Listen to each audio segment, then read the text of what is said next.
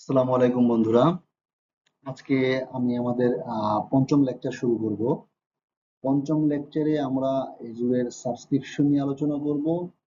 তো এজুরের সাবস্ক্রিপশনের মধ্যে আসলে সাবস্ক্রিপশন জিনিসটা কি, সাবস্ক্রিপশনের মধ্যে কি আছে না আছে, এগুলো আমরা একটু ডিটেলস দেখার চেষ্টা করব। আপনারা সাথে থাকবেন ইনশাআল্লাহ। তো আমি সাবস্ক্রিপশন নিয়ে আলোচনা শুরু করছি। এজুরের সাবস্ক্রিপশনটা মূলত হচ্ছে আপনার পে এজ ইউ গো হতে পারে। আপনি যতটুকু ব্যবহার করবেন আপনি ততটুকুর জন্য পেমেন্ট করবেন। আপনার আগে কোনো টাকা জমা দিতে হবে না। আপনার ক্রেডিট কার্ড অ্যাড করা থাকবে, অথবা কোনো ক্লাউড সার্ভিস প্রোভাইডারের সাথে আপনার ওভাবেই কমিউনিকেশন হবে। ক্লাউড সার্ভিস প্রোভাইডার আপনাকে সেভাবেই সার্ভিস দিবে পে এজ ইউ গো হিসাবে। আপনি যতটুকু ব্যবহার করবেন আপনি শুধু ততটুকুর জন্য পেমেন্ট করবেন, এর বেশি না। এটা যতটুকু ব্যবহার হবে ততটুকুর উপরে, সেটা হচ্ছে pay as you go service.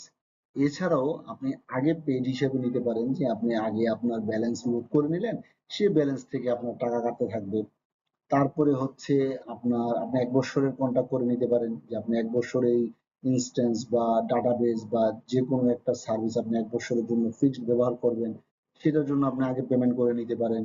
3 বছরের জন্য আপনি কনফার্ম করতে পারেন। সেটা আমি আগের লেকচার গুলোতে বলেছি। তো আমরা এগুলো প্র্যাকটিক্যালি দেখব। তো এখন হচ্ছে এছাড়াও যেমন ধরেন আপনার, আমার কাছে আছে হচ্ছে আপনার দুইটা সাবস্ক্রিপশন মাইক্রোসফট থেকে গিফট হিসাবে। এটা প্রতি মাসেই আমার কাছে রিনিউ হয়, একটা $100, একটা হচ্ছে $150। তো এগুলো ছাড়াও এই সব প্রিপেড সাবস্ক্রিপশন ছাড়াও আপনার নট ফর প্রফিট কোম্পানিগুলোর জন্য সাবস্ক্রিপশন আছে আগে, যেটা নাকি মাইক্রোসফট ইয়ারলি $3000 দিত উইদাউট এনি পেমেন্ট। এটা ফ্রিতে $3000 দিত, সেটা এখন কমিয়ে $2000 করেছে পার ইয়ার। তো সেটা ওরা আগেই লোড করে দেয়। ওই $2000 মধ্যে আপনি যতটুকু ব্যবহার করা দরকার আপনি ততটুকু ব্যবহার করবেন। এর বাইরে যদি আপনি কোনো কিছু ব্যবহার করেন, সেটার জন্য আপনাকে এক্সট্রা পেমেন্ট দিতে হবে। আপনার যেই ক্রেডিট কার্ডটা আপনার অ্যাড করা থাকবে আপনার পোর্টালের মধ্যে, সেই ক্রেডিট কার্ড থেকে টাকাটা কেটে নেবে। এখন আমাদের বাংলাদেশের আমাদের একটা প্রবলেম হচ্ছে কি, যে আমরা ক্রেডিট কার্ড থেকে ইন্টারন্যাশনাল ডলারে আমরা $300 বেশি আমরা একসাথে পেমেন্ট করতে পারি না। সেই ক্ষেত্রে আমরা একটা প্রবলেমের সম্মুখীন হই। তবে আমাদের সবচেয়ে সুবিধা হচ্ছে যে এটা মাইক্রোসফটও রিকমেন্ড করে, আপনি যে কোনো সিএসপি ক্লাউড সার্ভিস প্রোভাইডারের কাছ থেকে আপনি এই সাবস্ক্রিপশন গুলো নেবেন বা এই ফেসিলিটি গুলো নেবেন ক্লাউড সার্ভিস প্রোভাইডারের মাধ্যমে। আপনি নিজেও নিতে পারেন। আপনার যদি ক্রেডিট কার্ড যদি ওই লেভেলের হয়, আপনার যদি বেসিসের থেকে মাধ্যমে আপনি ক্রেডিট কার্ড নিয়ে থাকেন, বেসিসের অন্তর্ভুক্ত কোম্পানি হিসাবে, সেই ক্ষেত্রে আপনার লিমিটও বেশি থাকবে, আপনি একসাথে $300 বেশিও পেমেন্ট করতে পারবেন। তো এগুলো আপনার উপরে ডিপেন্ড করে আপনি আসলে কি ধরনের সাবস্ক্রিপশন নেবেন, কি ধরনের ব্যবহার করবেন, তার উপরে ডিপেন্ড করে কত টাকা খরচ করবেন, তার উপরে ডিপেন্ড করে আপনি এই জিনিসগুলো করবেন। আচ্ছা, এখন হচ্ছে আমরা সাবস্ক্রিপশনের মধ্যে মূলত আমরা সাবস্ক্রিপশনটা খুঁজে পেতে হলে আমরা একটু পরে পোর্টাল থেকে দেখব। আমরা মাইক্রোসফটের যে সার্চ অপশনটা আছে এজুর পোর্টালে, সেই এজুর পোর্টালের সার্চ অপশন থেকে আমরা সাবস্ক্রিপশনটা সার্চ করে বের করে আমরা সাবস্ক্রিপশনটা দেখতে পারি। সেইখান থেকে আমরা সাবস্ক্রিপশনটা দেখে সাবস্ক্রিপশনে যখন আমরা ক্লিক করব তখন সাবস্ক্রিপশনের পেজটা চলে আসবে। সেই সাবস্ক্রিপশনের পেজটা এরকম ভাবে আসবে। এইখানে আমার এমএসডিএন প্ল্যাটফর্ম সাবস্ক্রিপশন হিসাবে আছে, তো সেটা দেখাচ্ছে। সেখানে আমি কত টাকা কিসে খরচ করেছি, কোন প্রোডাক্টের উপরে, কোন রিসোর্স গ্রুপে আমি কোন রিসোর্সের উপরে কত টাকা খরচ করেছি, কোন রিসোর্স গ্রুপের উপরে কত টাকা খরচ হয়েছে, in details segment by segment ভাগে ভাগে আমি যেভাবে দেখতে চাই সেভাবে দেখাবে। এছাড়া আমার অ্যাক্টিভিটি লগ আছে এখানে, যে আমার এই সাবস্ক্রিপশনের মধ্যে আমি কি ব্যবহার করেছি কি ব্যবহার করিনি সেই জিনিসটা অ্যাক্টিভিটি লগটা এখানে আছে। তারপর হচ্ছে access control, IAM, identity access management. আমি কোন ইউজারকে এই সাবস্ক্রিপশনের উপরে কি পারমিশন দিব সেই জিনিসগুলো আছে এখানে। ট্যাগ আছে, ট্যাগের মধ্যে আমি উল্লেখ করে দিতে পারি যে এটা এই সাবস্ক্রিপশনটা আমি কোন ডিপার্টমেন্টের জন্য, বা আমার একাধিক আমার গ্রুপের একাধিক কোম্পানি আছে, এই সাবস্ক্রিপশনটা আমি কোন কোম্পানির জন্য ইউজ করি।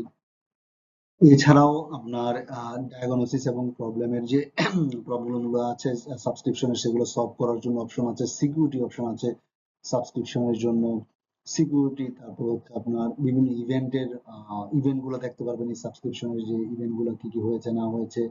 এখানে সাবস্ক্রিপশনের উপরে কস্ট অ্যানালাইসিস করা যাবে। কস্ট অ্যানালাইসিসের কথা আমি বললাম, আগেও বললাম যে আপনার কোন রিসোর্স, কোন রিসোর্সের উপরে কত টাকা খরচ হয়েছে, কত ডলার খরচ হয়েছে, কোন রিসোর্স গ্রুপের উপরে কত ডলার খরচ হয়েছে, এই সাবস্ক্রিপশনের মধ্যে কত ডলার খরচ হয়েছে, A to Z আপনি ভাগ করে করে করে করে আপনি এটার একটা রেজাল্ট পাবেন। প্লাস হচ্ছে আপনি ফোরকাস্টও পাবেন যে আপনার এই ডেট পর্যন্ত বা এই কয়দিন, এই এক সপ্তাহে আপনার এত ডলার খরচ হয়েছে, মান্থের বাকি ডে গুলাতে আপনার কত ডলার খরচ হবে, সেগুলো আপনি এখান থেকে ব্রেকডাউন দেখতে পারবেন এবং আপনি একটা ফোরকাস্ট পাবেন, রিপোর্ট পাবেন আপনার খরচের উপরে। আপনি কস্টের অ্যালার্ট দিয়ে রাখতে পারেন, আপনি বাজেট দিয়ে রাখতে পারেন যে আমার এই রিসোর্সের উপরে এত ডলারের উপরে বেশি খরচ হবে না, অ্যালার্ট দিবে আপনাকে এত পার্সেন্ট খরচ হয়ে গেলে। তারপর হচ্ছে অ্যাডভাইজরের রিকমেন্ডেশন থাকবে যে আপনি কিভাবে কস্টিং কমাতে পারেন। এই রকমের বিভিন্ন জিনিস, বিভিন্ন অপশন এই আপনার সাবস্ক্রিপশনের ভিতরে, সাবস্ক্রিপশন সার্ভিসটার ভিতরে গেলে আপনি দেখতে পারবেন। সাবস্ক্রিপশন অপশনের ভিতরে গেলে আপনি দেখতে পারবেন সাবস্ক্রিপশনের নাম চেঞ্জ করা, সাবস্ক্রিপশনের ক্যান্সেল করা, সাবস্ক্রিপশনকে ম্যানেজ করা, বিলিং ওনারশিপ দেওয়া, যে এই সাবস্ক্রিপশনের বিলিং এর মেল কার কাছে আসবে, কোন আইডিতে আসবে, এই সাবস্ক্রিপশনের ডিরেক্টরি চেঞ্জ করে, এগুলো আমরা আস্তে আস্তে আরো প্র্যাকটিক্যালি যখন যাব তখন এই জিনিসগুলো আমরা দেখতে পারবো। জি বন্ধুরা, এখন আমরা এতক্ষণ আমরা যে জিনিসটা আলাপ করলাম, আমরা প্রেজেন্টেশনের মাধ্যমে দেখলাম, সেই জিনিসটাই আমরা এখন দেখবো হচ্ছে প্র্যাকটিক্যালি আমাদের পোর্টাল থেকে। আমি পোর্টালে লগ ইন করেছি portal.azure.com এর মধ্যে।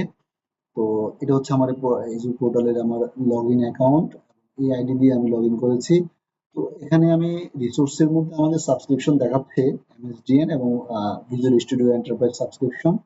তো আমি এখান থেকেও আমি দেখতে পারি, অথবা আমি এখানে যে সার্চ অপশন আছে সেই সার্চ অপশন থেকেও আমি আমার সাবস্ক্রিপশন এখানে আমি ক্লিক করে দেখতে পারি।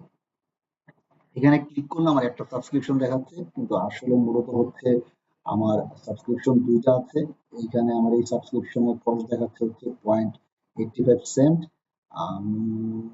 এখানে সিকিউর স্কোর হচ্ছে 29%। এটা একটা এটি কম্পিউটার, এটা আমার একটা প্যারেন্ট ম্যানেজমেন্ট রুম দেখাচ্ছে। যাই হোক, এগুলো আমরা আরো আলাপ করব ইন ডিটেল একটার পর একটা। তো আমরা এখানে সাবস্ক্রিপশন থেকেও গিয়ে আমি দেখতে পারি, অথবা আমার এখানে যে রিসোর্স দেখাচ্ছে সেখান থেকে আমি দেখতে পারি। ধরুন আমি এখান থেকে সাবস্ক্রিপশন থেকে গেলাম, এখানে আমার জায়গা সাবস্ক্রিপশন আছে, দেখালো ভিজুয়াল স্টুডিও এন্টারপ্রাইজ সাবস্ক্রিপশন। আমি ভিজুয়াল স্টুডিও এন্টারপ্রাইজ সাবস্ক্রিপশনের মধ্যে আমি ক্লিক করলাম। ক্লিক করার পরে দেখেন আমি প্রেজেন্টেশনের মধ্যে যে জিনিসগুলো দেখিয়েছিলাম এখানেও প্র্যাকটিক্যালি আমরা সেই জিনিসগুলোই দেখতে পাচ্ছি। Overview, activity log, access control, tag, diagnose and solve problems, security event, cost analysis, cost alert, budget, advisor, invoice, external services, payment methods. এখানে অনেক জিনিস, একটার পর একটা পলিসি, তারপর হচ্ছে আপনার প্রোগ্রামেটিক ডিপ্লয়মেন্ট, রিসোর্স গ্রুপ, এই ইসের আন্ডারে কি কি রিসোর্স গ্রুপ আছে সেটা দেখাচ্ছে। যেমন এখানে আমার দুটা রিসোর্স গ্রুপ আছে সেগুলো দেখাচ্ছে। আমি যদি কোনো ইউজার্স বা ক্লাস আমি কোটা নির্ধারণ করে দিতাম সেইটা এখানে দেখাতো। তো এখানে দেখেন যে আমার আসলে কোন জায়গার মধ্যে কি হয়েছে, কোন রিজনে আমি ব্যবহার করেছি সেই জিনিসগুলো দেখাচ্ছে। আমি কস্ট অ্যানালাইসিসে গেলে কস্ট অ্যানালাইসিসের মধ্যে আমার এই সাবস্ক্রিপশনের মধ্যে আমি কি কি খরচ করেছি না করেছি সেই জিনিসটা এখানে দেখাবে। এছাড়া এখানে দেখেন আমার এখানে হচ্ছে আপনার নোটিফিকেশনের যে একটা অ্যালার্ট আছে, সেই নোটিফিকেশনের এখানে গেলে আমাকে এখানে দেখাচ্ছে যে আমার কত ডলার আমার ক্রেডিট রয়েছে, রিমেইনিং বাকি রয়েছে কত ডলার আমার এই সাবস্ক্রিপশনের এগেনস্টে। তোমার $149 আমার রিমেইনিং বাকি আছে, আমি আরো ব্যবহার করতে পারবো। তো এটা হচ্ছে এখানে অ্যাকচুয়াল কস্ট হচ্ছে আমার 0.85 সেন্ট। আমার ফোরকাস্ট দেখাচ্ছে যে এই মাসে আমি যদি এই অনুযায়ী ব্যবহার করি তাহলে আমার কিরকম খরচ হবে। এখানে হচ্ছে $5.26 আমার খরচ হবে। এখানে দেখেন যে আমার কোন কোন রিসোর্সে আমার কত কি খরচ হয়েছে। আমার ব্যাকআপের জন্য খরচ হয়েছে, আমার ইউএস ইস্ট রিজনের মধ্যে খরচ হয়েছে, এখানে একটা আননোন, এখানে আমার টোটাল খরচ হয়েছে 85 সেন্ট। তো এটা হচ্ছে ইস্ট ইউএস রিজনের মধ্যে আমার কোন রিসোর্স গ্রুপের মধ্যে খরচ হয়েছে সেই জিনিসটা এখানে দেখাচ্ছে, কোন রিসোর্স গ্রুপের মধ্যে আমার খরচ হয়েছে। মাইক্রোসফট ডিফেন্ডারের জন্য একটা দেখাচ্ছে যে 0.01 সেন্ট খরচ হয়েছে। এটা আসলে মাইক্রোসফট ডিফেন্ডারটা আমরা এখানে একসময় অ্যাক্টিভ করেছিলাম টেস্টের জন্য, সেটা হচ্ছে ট্রায়াল ভার্সনটা, সেই জন্য এটার মধ্যে এরকম দেখাচ্ছে। এটা আসলে আমার টোটাল ডলার থেকে ভাবে কোনো কিছু কাটাকাটি হয়নি। এখানে আমি কস্ট অ্যালার্ট দিতে পারবো। তো এই যে এগুলো কস্ট অ্যালার্ট দেওয়া বা বাজেট নির্ধারণ করা, এগুলো আমরা যখন নাকি ইন ডিটেল আমরা আরো প্র্যাকটিক্যালি কাজ করব, তখন আস্তে আস্তে আমরা এই জিনিসগুলো দেখবো, আমরা এগুলাতে আগাবো। তো মূলত সাবস্ক্রিপশন হচ্ছে আমাদের, এটা হচ্ছে আমার মাইক্রোসফট থেকে আমাকে প্রোভাইড করা। এছাড়া আমি নট ফর প্রফিট কোম্পানির জন্য আমি সাবস্ক্রিপশন মাইক্রোসফট আমাকে ফ্রি প্রোভাইড করতে পারে। এছাড়া আমি যদি মাইক্রোসফট থেকে সরাসরি আমি কিনি, সেটা আমি আমার ক্রেডিট কার্ড ইউজ করে কিনতে পারি আমার পেমেন্ট মেথডের মাধ্যমে। এই জায়গার মধ্যে পেমেন্ট মেথড আমার অ্যাড করা আছে। আমি সেই ক্ষেত্রে আমি আমার ক্রেডিট কার্ড দিয়ে আমি কিনতে পারি, এখানে আমার অ্যাড করা আছে। তারপরে হচ্ছে এটা আমার যদি এক্সপায়ার হয়ে গিয়েছে, আমি নতুন ক্রেডিট কার্ড অ্যাড করতে হবে। যদি আমার কোনো ওভার হয়ে যায়, লিমিট যদি ওভার হয়ে যায়, সেই ক্ষেত্রে আমার নতুন ক্রেডিট কার্ড অ্যাড করে আমাকে ওটা পেমেন্ট করতে হবে। যেহেতু আমার লিমিট ওভার হয়নি, সেই জন্য আমার এই এক্সপায়ার হয়ে যাওয়াতেও কোনো নোটিফিকেশন আমার কাছে আসছে না, কারণ লিমিট ওভার হয়নি। লিমিট ওভার হয়ে গেলে তখন টাকা কাটবে, তখন আমার কাছে নোটিফিকেশন আসবে যে তোমার এই ক্রেডিট কার্ড থেকে টাকা কাটতে পারছি না, তুমি নতুন পেমেন্ট মেথড অ্যাড করো। তো এখান থেকে আমরা পেমেন্ট মেথড অ্যাড করতে পারবো।